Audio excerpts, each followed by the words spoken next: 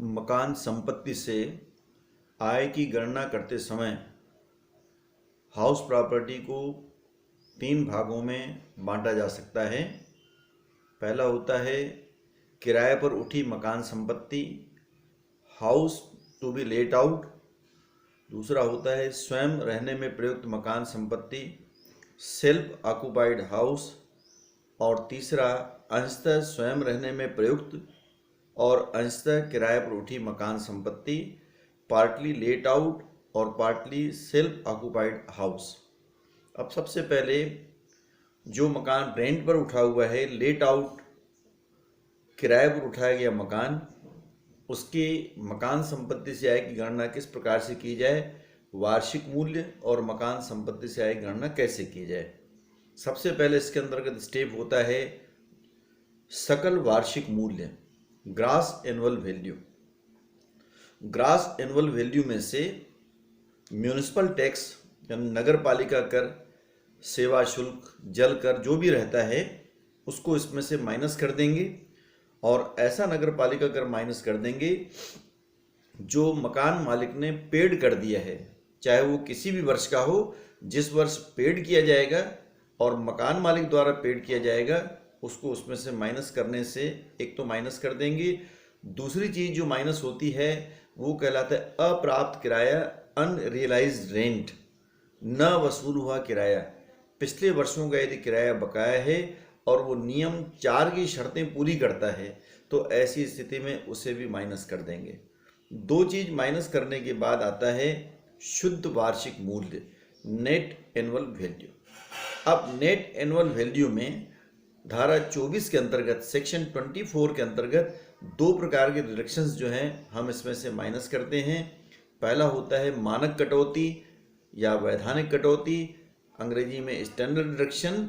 जो NAV आएगा, शुद्ध वार्षिक मूल्य आएगा, नेट एनुअल वैल्यू आएगा, उसका 30% हम कटौती घटा देंगे।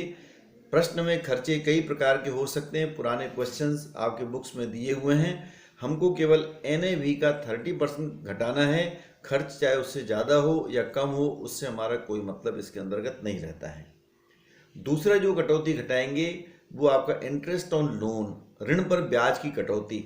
इसके बारे में डिटेल आगे पढ़ेंगे। 2 कटौतियां घटाने के पश्चात किराए पर उठी मकान संपत्ति से आय की गणना जो है वो निकल आएगी। आपको कितनी किराए पर उठी मकान संपत्ति की आय कितनी हुई, इनकम फ्रॉम हाउस प्रॉपर्टी निकल आएगी। अब 2-3 बातें जो मैंने बताई उसको ध्यान से समझेंगे। सबसे पहला शब्द होता है सकल वार्षिक मूल्य किसे कहा जाए, ग्रॉस एनुअल वैल्यू किसे कहें। तो इसके लिए होता है संभावित या प्रत्याशित किराया अथवा वास्तव में प्राप्त किराया जो दोनों में से अधिक हो। Expected rent and actual rent received which ever is more is called gross annual value. अब दूसरा शब्द आता है संभावित या प्रत्याशित किराया किसे कहा जाए, what is the expected rent. इसकी मीनिंग जो है ध्यान देंगे, नगर पालिका मूल्य प्रश्न में दिया रहेगा, म्यूनिसिपल वैल्यूएशन, नगर पालिका मूल्य या उचित किराया, fair rental value, which ever is more, जो दोनों में से अधिक होगा हम उसको लेंगे, परंतु मानक किराए से अधिक नहीं, but not more than standard rent. एक फैक्टर होता है स्टैंडर्ड रेंट, भी हमको प्रश्न में दिया रहेगा।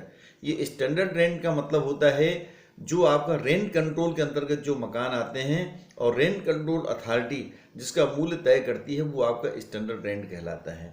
जहाँ तक उचित किराया या नगर पालिका मूल्य का संबंध रहता है, इसको मैंने आपको संभावित किराए के रूप में बताया।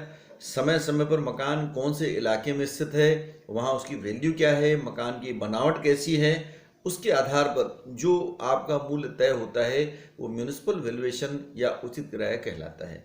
तो प्रत्याशित किराया का क्या मतलब हुआ, expected rent is equal to उचित किराया या नगर पालिका मूल्य जो दोनों में से अधिक हो।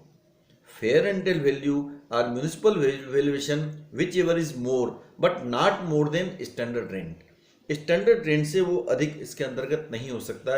ये 2 चीज़ें बड़ी यहाँ पर महत्वपूर्ण हैं।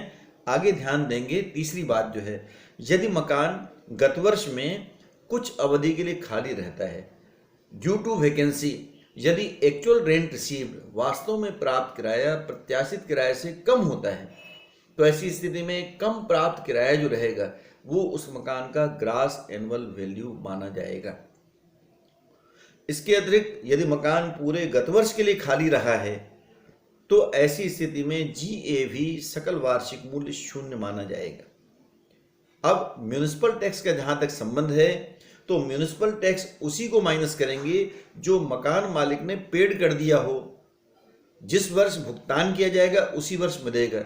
यदि नगर पालिका कर आउटस्टैंडिंग है, अदत्त है, तो उसकी कटौती हम नहीं देंगे। यदि म्युनिसिपल टैक्स पेड करने की जवाबदारी टेनेंट की है, किराएदार की है, उस परिस्थिति में भी म्युनिसिपल टैक्स को माइनस नहीं करेंगे। तो ध्यान देना है, इस प्रकार से शुद्ध वार्षिक मूल्य की गणना की जाती है। मैंने बताया आपको ग्रॉस एनुअल वैल्यू में म्युनिसिपल टैक्स और अप्राप्त किराए को घटा देंगे तो आपका नेट एनुअल वैल्यू आ जाता है।